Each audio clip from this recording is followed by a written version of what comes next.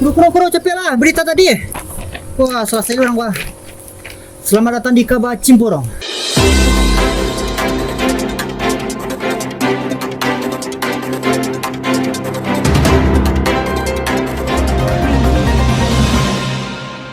Berita kini ko sana, wak baru dapat info dari nakan awak. Kabar-kabarnya ada balap liar di daerah Sinan.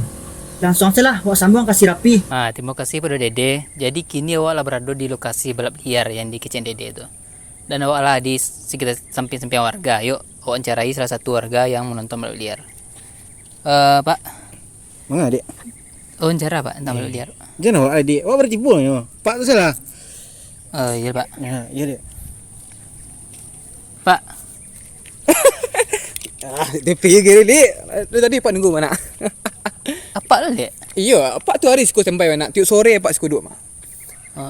Petang bah dia. Apa petang kan buka Facebook. Bertambah kan Pak 50 ndak. Nak bayu senang tian apa nak undi.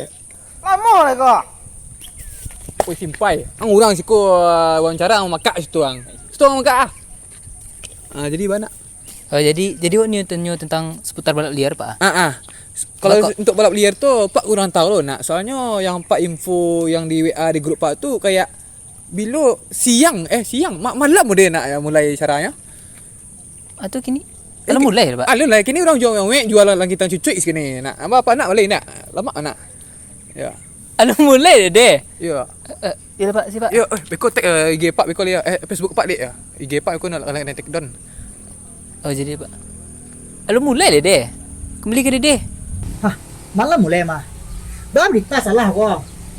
Pak kuro kau berita kau. Nak kan udah info di mah. Nak kan ambo ge. Pokoknya balap liar tu nak elok dah. Tunggu Kabar Cimporong selanjutnya. Salam Cimporong.